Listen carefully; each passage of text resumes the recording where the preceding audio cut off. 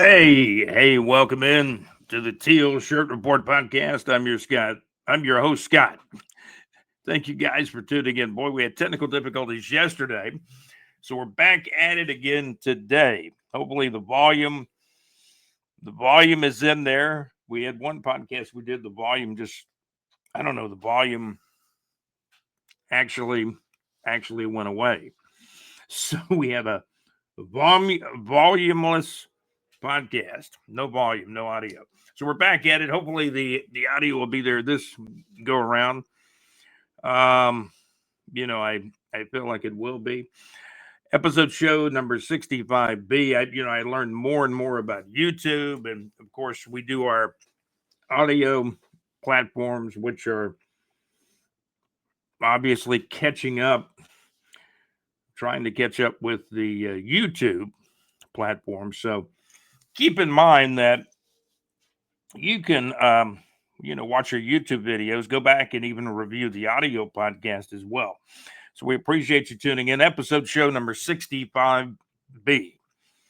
Episode show number 65B, I'm sorry. And we're going to talk about, Florida is hiring a new head coach. Who will it be? Who should it be? These are the questions. Yesterday, we were going through all our information. We had 3 candidates. Now I believe there's 4. And the reason for that is, Lane Kiffin is going to coach through the regular season. And that absolutely means the Egg Bowl.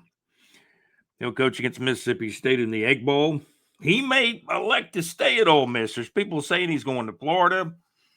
He's going to LSU. There's so many openings right now. LSU's open. Florida's open. Auburn is open. But I think maybe the ship sailed on Auburn. I think Lane Kiffin may have had some conversations, or his representatives did, with Auburn a while back, and he never went there. Maybe Lane's waiting on the Alabama job. I even heard that in the last couple of days. DeBoer had a pretty good season, but he lost to Oklahoma by 2 points. I've heard some crazy rumors out there that DeBoer would go to LSU and Lane Kiffin could go to Alabama. That was probably the craziest one I've heard. But there's a lot of openings out there. I talked to Mad Max on his show. I didn't realize it, but I kind of did realize it, but I haven't talked about it much. The Arkansas opening has been there. Sam Pittman was fired some time ago. The Arkansas opening's been out there. Then Billy Napier got fired after 3.5 seasons at Florida. Not 4, but 3.5 seasons at Florida. And Billy Napier was 22-23, 12-16 in SEC play. So at Florida, yeah, that'll get you fired. Brian Kelly had a better record than Napier, but there was a lot of disgruntlement there. They were starting to lose some games. The Vanderbilt loss for LSU, man, that probably got the rough seas on the boat there. And as far as Florida goes, 4 candidates, 3 that most everybody's talking about. I'll talk about the 4th. And we're about 4 minutes in. We're brought to you by Saucer Realty and Capital for your real estate needs here in North Florida. Saucer Realty and Capital, you can click on the link on their website. Do that when you get the opportunity at bigjreport.com for your real estate needs, whether it's home, residential, business, or commercial real estate. It is Saucer Realty and Capital. And you'll see Saucer Realty and Capital in the middle of our weather report or toward the end of our North Florida weather reports on our homepage. So we'll talk about Lane Kiffin. Florida is hiring a new head coach. Who will it be and who should it be? Lane Kiffin, I think, is committed to staying at least through the end of the regular season at Ole Miss. Maybe he's going to get a raise at Ole Miss if he stays there. You're going to have a new contract for Lane with more money, no doubt. Lane Kiffin's going to make a lot more money in 2026 than he has in previous years. Where will he go? It's up to Lane Kiffin. Lane Kiffin is going to kind of set the table for all these. Lane Kiffin decides where he's going to go, and then you're going to, what do you call it? Everything's going to kind of fall into place after that. So we'll talk about the Florida candidates. Jaguars had a huge win, 35-6 over the Chargers.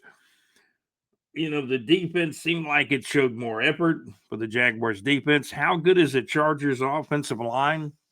Probably not as good as a lot of offensive lines in the NFL. That may tell you something, but you got to say the Chargers up to the Jaguars game, they had won 7 games, had a better record than the Jaguars. They won 7 NFL games, so they're not that bad. Had a pretty good quarterback, Herbert, who got hurt in the game. He came back in, and then he went out, I think, when the game was out of hand. So I don't know the health of Herbert, the quarterback with the Chargers, but he's had a really, really good season, and that's a big part of why the Chargers have won 7 games. The Jaguars got the pressure on him, and I told you that would be the key going into that game. The Jaguars' offensive line also played well. And real quickly, before we talk about the college football stuff, about Florida hiring a new head football coach and who will it be, let's do talk about the Jaguars. We got a score on the game here.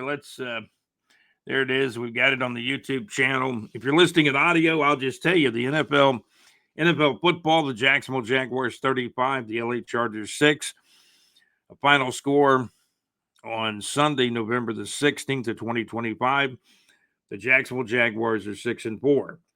Now, when the Jaguars lost to Houston in Houston the week before, after the Jaguars had a 19-point lead, 29-10. And Houston came way back, won the football game. The Jaguars looked really shaken out there. I mean, when you got a big lead and then all of a sudden you go 3 and out, when I believe almost every series in the fourth quarter, you got problems. In this game, the Jaguars offense did put the game away. In the fourth quarter, I'm watching the monitor, and then I've gone back and I've watched this play numerous times. It is a signature run by ETN, a 13-yard run for a touchdown. The last 2 yards, pure power, and he hit the pylon. And I said, man, I think he scored. And he did. He hit the pylon and scored the touchdown, a 13-yard touchdown. And that got the Jaguars up where the final score ended at 35-6. The Jacksonville Jaguars 35, the LA Chargers 6. The final on Sunday, November the 16th of 2025. The Jacksonville Jaguars are now 6-4. I'm not going to take a look at all the stats right now. We're going to get back into, talking college football. Florida is hiring a new head football coach.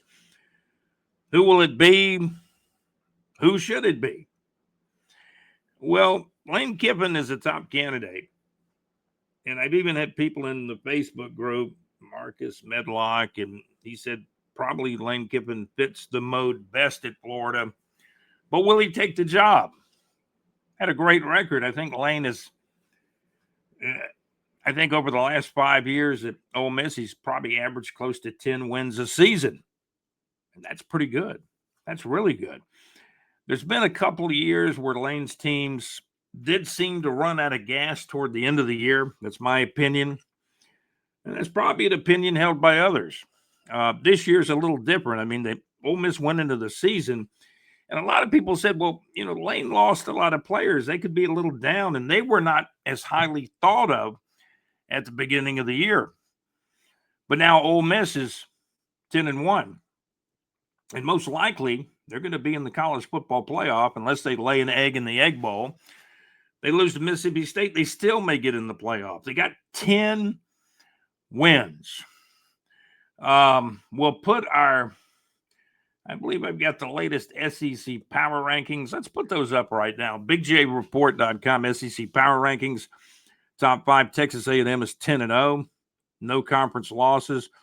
Georgia's 9-1 overall. We've got them second in the power rankings. Ole Miss is third at 10-1. We've got Alabama fourth at 8-2. The reason why I've got Alabama ahead of Oklahoma, they got identical records, and Oklahoma beat Alabama, but Alabama has one less conference loss than Oklahoma. The game was close. Oklahoma won 23-21. If I'm an Oklahoma fan and I'm looking at this, I'm saying, Scott, what are you talking about? How do you have Alabama ahead of Oklahoma in the power rankings? There was a huge interception in that game by Oklahoma. I believe it was in the first half, and kind of tilted the game as the game went on. But a low-scoring game, Oklahoma 23 and Alabama 21.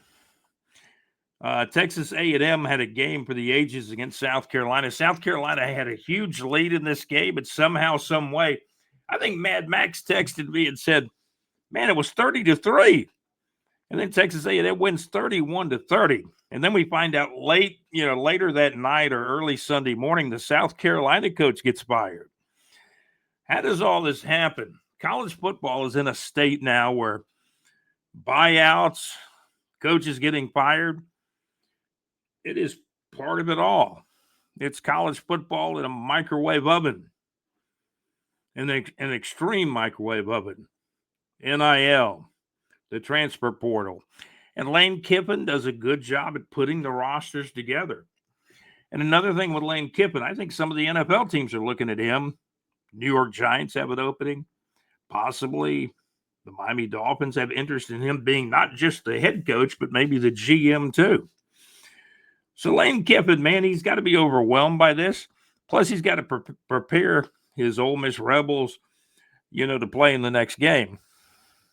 When we look at the Florida candidates, Lane Kiffin is the top candidate. There's no doubt. Eli Drinkwitz is probably number 2, but they just got blown out by Texas A&M at home. I'm not as fond as I've been real late to catching on to Drinkwitz, but he's done a good job at Missouri. I'm not sure he's the guy you want at Florida, though. Just my opinion. But he's a top candidate. Kiffin's probably 1. Drinkwitz is not my second candidate, but, through the masses, he's probably number 2. We understand that Strickland may be talking to the Tulane coach soon, if he hasn't already. What's the guy's name? John Sumrall of Tulane. He's probably the 3rd candidate. And then the guy that I would pick that's never really been brought up in any of the media outlets before, except for me.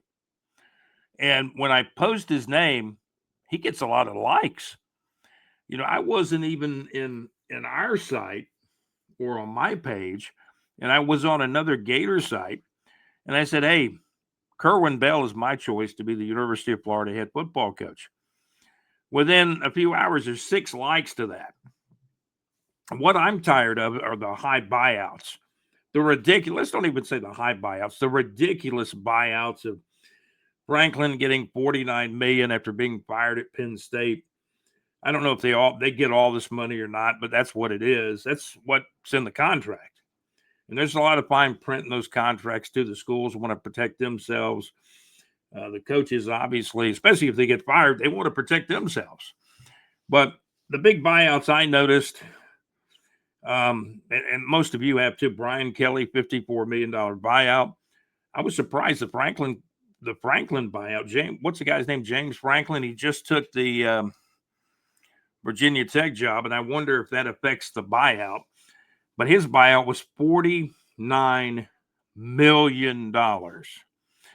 Billy Napier, I don't hear him with any other job. We heard some rumors he was at a Georgia Bulldog practice the other day, maybe, helping Kirby on how to beat Texas and, Georgia beat Texas pretty darn good. I don't think Napier had anything to do with it.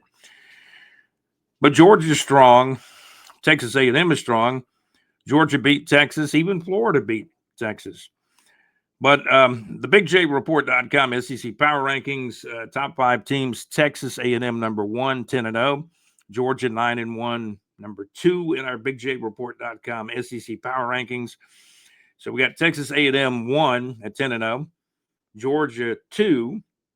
Georgia 9-1. We got Ole Miss 3rd. Ole Miss is 10-1.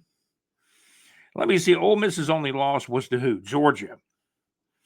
Number 4, Alabama 8-2. Alabama had lost to Florida State on the very first game of the season. And the Florida State coach, he's going to keep his job. He's 5-5. He's got a game with FSU's got a game with Florida coming up. But Florida still has a coach that's the interim coach. And I think all these, most except for Franklin, who's been hired by Virginia Tech, all these coaching hires are going to probably come down right at the end of the regular season or right after those games that are played the last weekend in November. And heck, ladies and gentlemen, that's like, just a handful of days from now, 10 days from now. Top 4 candidates at Florida: Lane Kiffin at Ole Miss, Eli Drinkwitz at Missouri, John Summerall from Tulane, and the guy I like, Kerwin Bell from Western Carolina. And he's under contract there through, he signed a new deal. They extended him out all the way to 2030. So they must like Kerwin Bell. In my estimation, he may be the only guy that's really ever won at Western Carolina. But let me tell you, Kerwin Bell's won everywhere he went. Everywhere he's gone. JU, Valdosta State. Kerwin Bell won a national championship at Valdosta State. And if you want to know anything about Valdosta State, they're not Division I, but Mike Leach was an assistant coach there under Hal Mummy many, many years ago.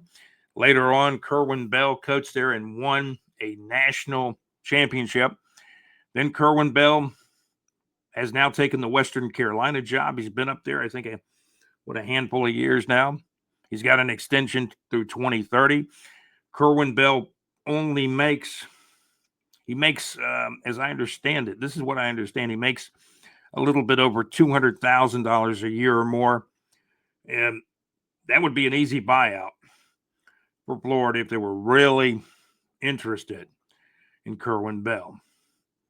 The fan base would have to really get behind some interest in Kerwin Bell. He can do the job. And you're talking about, I don't like these buyouts. I would rather see a coach like a Kerwin Bell get hired for $1 to $3 million a year. And you got all the incentives in the contract. Hey, you have a winning season, you get a little bit more money. You win a bowl game, you get a little bit more money. You win the SEC championship, Kerwin Bell, maybe he gets $5 to $10 million straight up for winning an SEC title. And heck with the buyouts, just an incentive contract that when you hit certain parameters, you're getting more money. Otherwise, the Florida Gators could probably pay Kerwin Bell $1 to $3 million a year. And there's people saying, well, Scott, Lane Kiffin's going to get tons more money than that. Well, true, if you hire Lane Kiffin, he would. Kerwin Bell has never been a head coach at the Division I level. But there's a lot of people think he can do the job. He's won everywhere he's been. And he's a former University of Florida Gator quarterback. SEC Power Rankings, top 5, Texas A&M 1, Georgia 2, Ole Miss 3, Alabama 4, Oklahoma 5. On the bubble, got Vanderbilt bubbling along with Texas, Missouri, and Tennessee. I left LSU out of the bubble. They've not really had that good of a year. And they're looking for a coach. Look at all the teams looking for a coach. I mean, we all know that ESPN owns college football. They do? Yeah, they do. And I think ESPN's main goal, and of course it's ESPN/ABC. I know Fox, has some college football games too. And there may be another network or two that is involved in some college football games. I think the number one goal of the people, the networks that own college football is, hey, we got to have great games. We got to have good games. That's when the fan bases are watching. And to their credit, there have been blowouts, but to their credit, the networks, they've achieved that goal. Most of the most of the games have been pretty good to good, and even some have been great. And that's the goal. But I think that's really the network's major concern, other than ripping up these conferences. Where now Stanford's in the ACC, and you got Texas and Oklahoma. I think Texas and Oklahoma were always going to come into the SEC, but you can't hardly keep up with who's in what conference. Florida State wanted to get out of the ACC, but contractual arrangements, TV deals. Florida State's still in the ACC. And when you got 16 teams in the SEC, the premier conference, it's the premier conference. It's the best conference. You can say what you want about the Big Ten. They're pretty good too. They're probably number 2. But the SEC, the conference I followed since I was a little boy, they're the top conference in college football. Make no mistake about it. But with 16 teams, you bring Texas and Oklahoma in. I got a news flash for you. Not everybody's going to win. Auburn didn't win this year. Florida did not win. South Carolina did not win. In fact, they're beating Texas A&M, which could have been one of the biggest upsets of the season. And the slipper fell off a Cinderella at the end of the game, and Texas A&M won 31-30. And Texas A&M is still undefeated, 10-0, undefeated in the conference, 10-0 overall. I'm not sure. A lot of people thought Texas A&M would be pretty good to real good, but I don't know if anybody expected Texas A&M to be 10-0 at this point in the season. Schools looking, and particularly in the SEC, schools looking for new head coaches. Arkansas, Florida, LSU, Auburn, now South Carolina after the Texas A&M. You're blowing out a team and then you lose the game. Very reminiscent to the Jaguars losing to Houston the week before they beat the Chargers.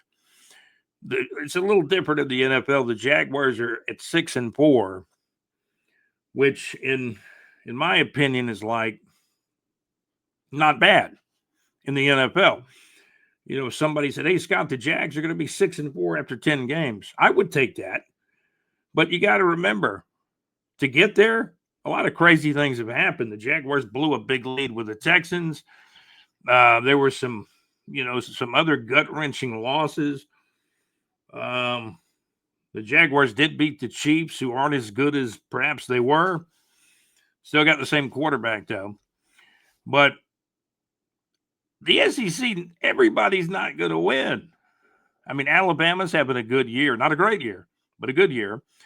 Ole Miss, for them, 10-1 is pretty darn good, and they want to keep their coach. So when we talk about the coaches that could go to Florida, I think we mentioned we talked about 4 pretty good ones. I don't think I'm a fan of Eli Drinkwitz, but who knows?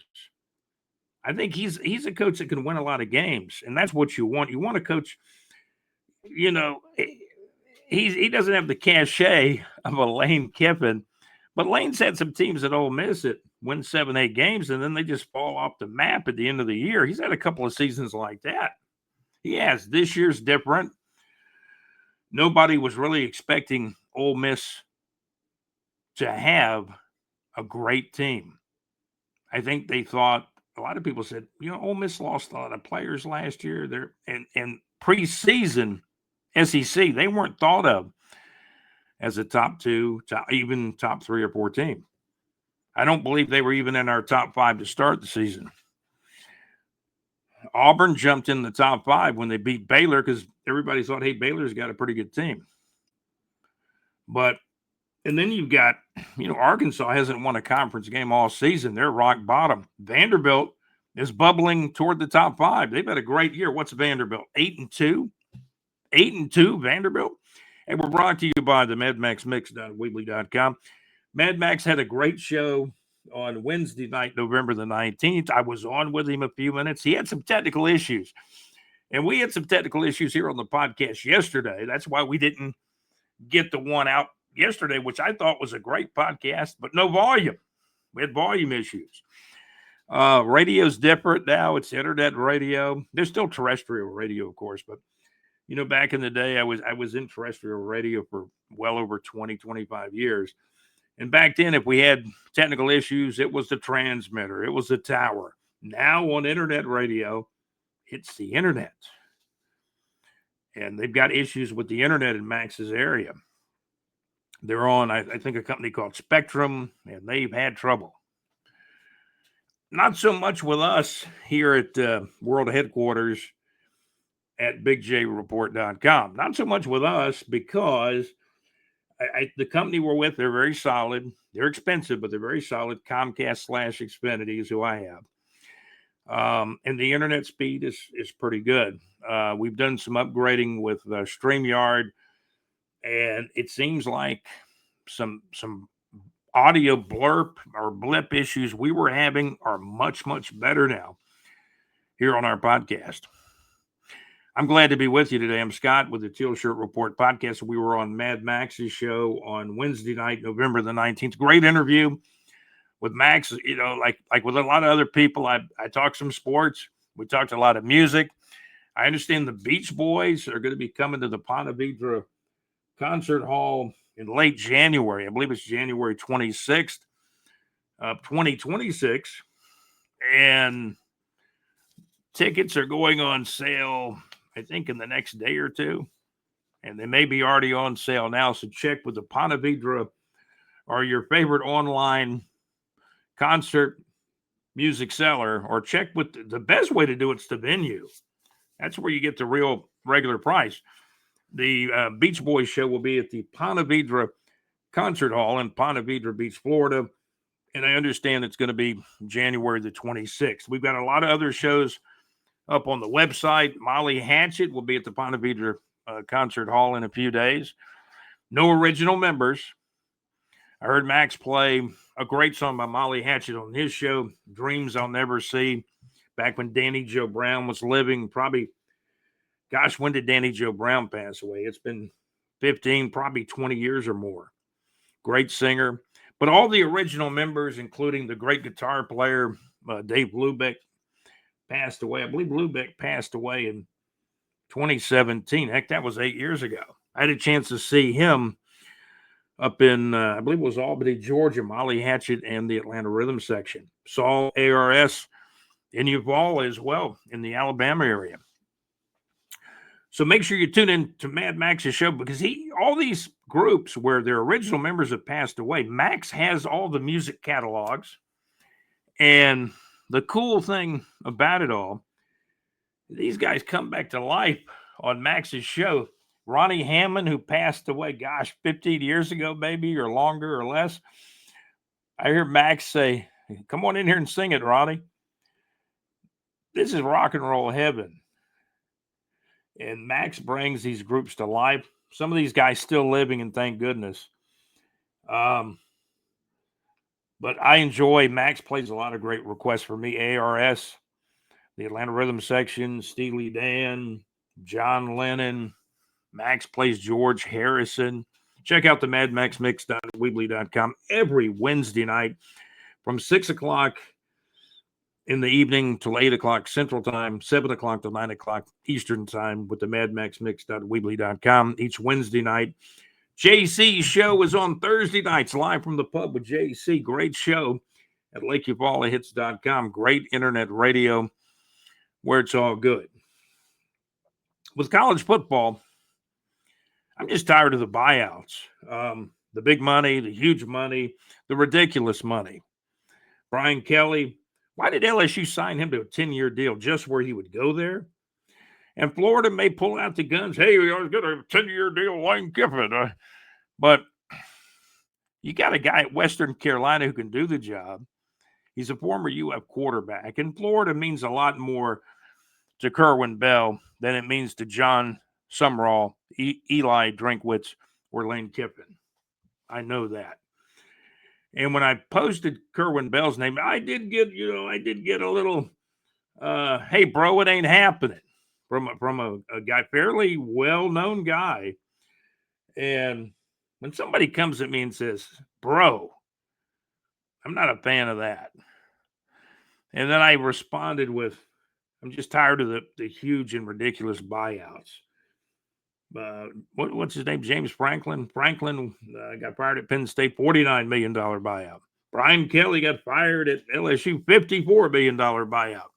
Brother Billy Napier, Sunbelt Billy, over a $20 million buyout, I believe. South Carolina coach, I don't know what his buyout is, but he got fired late in the night after South Carolina blew a huge lead. Not everybody's going to win in the SEC, but I can tell you this. I'm more concerned about a guy that can win and a guy that'll do it at a fair price. Kerwin Bell's my guy. And I'll be the first guy to say it. The only way it ever happens, because this is what we call an underdog. What a long shot, right? There's horses that have been long shots, much less long shots than Kerwin Bell. And he's signed to a deal with Western Carolina, I think, through 2030. But, he just makes – it's still good money for you and I. But as far as the coaching circles go, Kerwin Bell makes over $200,000 a year in Western Carolina. Bring him home. Former UF quarterback back in the late 80s. One year, I think it was 1987, Kerwin Bell and the Florida Gators went 9-1-1. He's won everywhere he's coached. JU, Valdosta State, won a national championship at Valdosta State. And let's see, Kerwin, I think he's the only head coach at Western Carolina who's really won. And, they were abysmal for a long time. I'll have to take a look at the Western Carolina all-time records, but I think he's the only coach that has kind of consistently at least had a winning record at Western Carolina.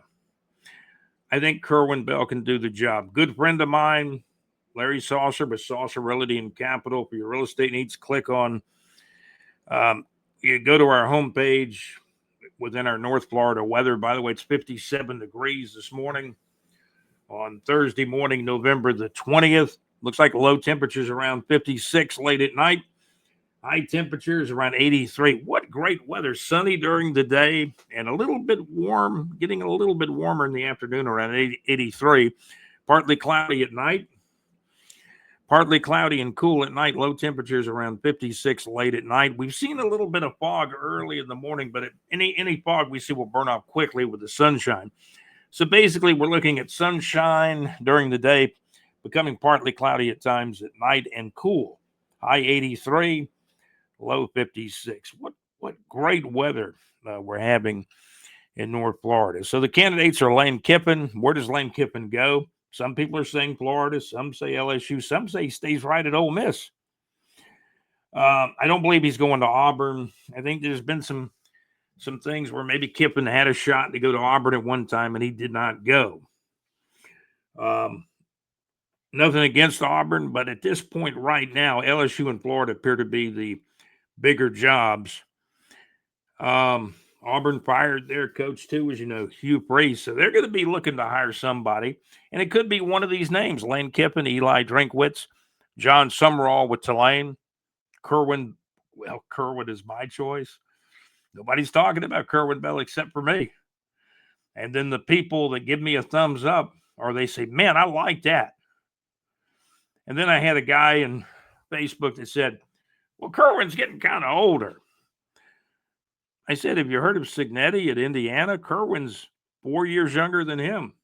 He hadn't even been at Indiana 2 years, and he's going to have 2 college football playoff appearances. Playoffs.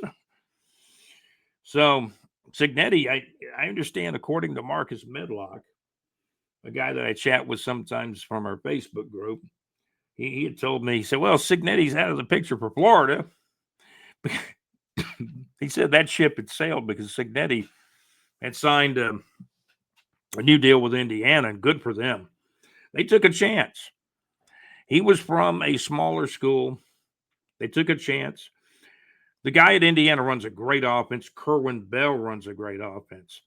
Signetti has, I think Kerwin's a little bit of a, like a hometown personality from the Live Oak to Mayo area. I think he's originally from Mayo. He was a walk-on at Florida. Signetti, to me, he's got a little bit of Spurrier in him because, man, he's telling you what they're going to do, and he's walking the talk, talking the walk at Indiana, and his offense has been great.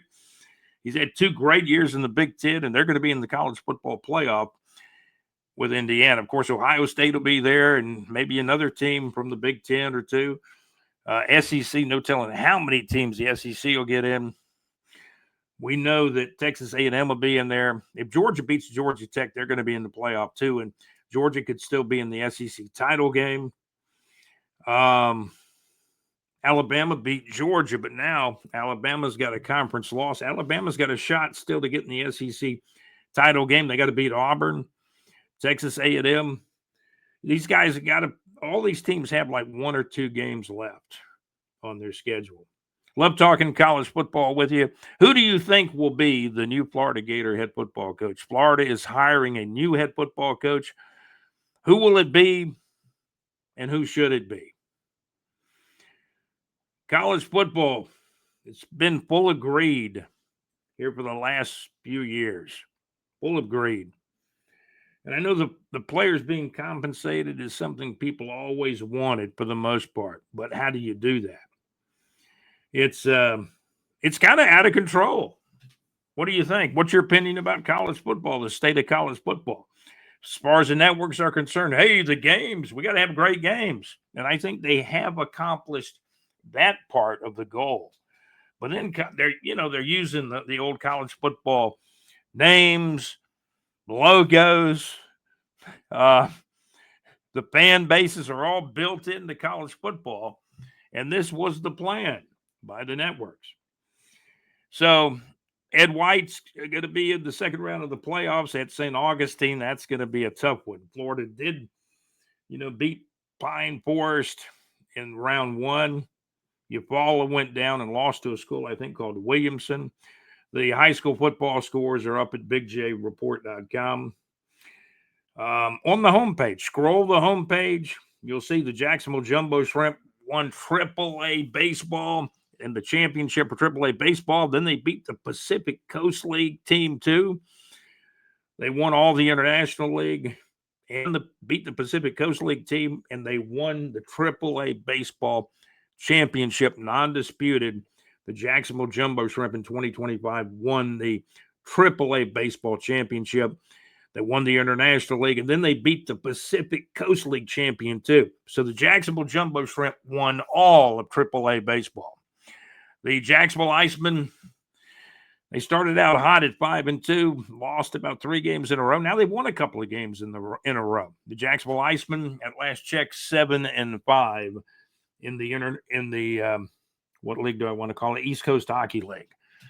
The IHL isn't around anymore, but the AHL is the next step up. But the Jacksonville Icemen at 7-5 are in a real good league in the East Coast Hockey League, and they play at the VyStar Veterans Memorial Arena. Tickets very affordable, probably in the range of $20, $25 a ticket, more or less. Jacksonville Icemen, that is a great family entertainment value. That's going to do it for the Teal Shirt Report podcast. We're brought to you by our good friends at Salsa Realty and Capital, also the MadMaxMix.weebly.com. Check out Max's show each Wednesday night, and JC live from the pub on Thursday nights at LakeUfallahits.com. Great internet radio where it's all good. Jacksonville Jaguars are now 6-4 after the big win over the Chargers. The final touchdown of that game was a signature 13-yard touchdown run by Travis Etienne. And then we also got the news that, hey, the Jaguars, did they really only get called for one? Count it, one penalty for like 5 yards in the game? We got a big effort from the defensive line. And my guy, Antonio Johnson, with a big apple turnover, big interception in the game as well. And the Jacksonville Jaguars crushed. I like saying that. The Jacksonville Jaguars crushed the LA Chargers. The Jacksonville Jaguars 35, the LA Chargers 6, the final score. Next game up for the Jaguars, I'm told, is the Arizona Cardinals. We'll talk more Jaguars football here on the Teal Shirt Report podcast. We talk North Florida entertainment, SEC football, college football, and this Florida Gator football hiring is going to be big. It's going to be huge. Florida is hiring a new head football coach. Who will it be? And, hey, who should it be? It's going to do it for the Teal Shirt Report podcast. We're eloquently produced by JC, our executive producer, also by Alex Nunnery, a big Lane Kiffin guy. And, of course, then Gaylor told me, he said he thinks, John Gaylor told me he thinks that Lane's going back to Ole Miss. Time will tell. Rick Neuheisel, I read something this morning. Rick Neuheisel from CBS, Rick Neuheisel, who used to coach in the he used to play in the USFL, right? He was a quarterback, and then he used to coach in college football at a couple of different stops, and now he does some work for CBS. He still thinks Lane Kiffin's going to Florida, and a lot of people do. Some people think, yeah, he may go to LSU. He may stay at Ole Miss. What about the New York Giants job or the Miami Dolphins coaching / GM job? We'll see what happens. Time will tell. What do you think? Make your comments known in the comment section here on our YouTube channel. Give us a thumbs up. Subscribe to the channel if you haven't already. And that's going to do it. Again, we're eloquently produced by our executive producer, JC, also by Alex Nunnery, and John Gaylor, our contributor and correspondent. Thank you for everything, John. You guys have a great day. This has been episode show number 65B, I believe, timestamped. And I'm Scott, your host for the Teal Shirt Report podcast. Sure, been a lot of fun this time around. And we appreciate you guys listening in to the Teal Shirt Report podcast. Thank you.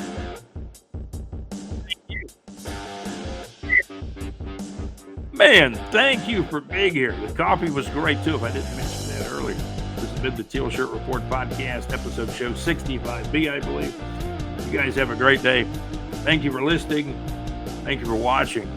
We're catching up on the audio version as well, but check us out, the very latest stuff on YouTube. If you subscribe to the channel, you get the very latest content here on the Teal Shirt Report podcast.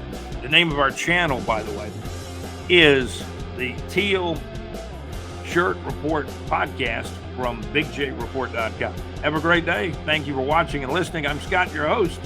And yes, sir, I am out. Have a great day. Go Gators.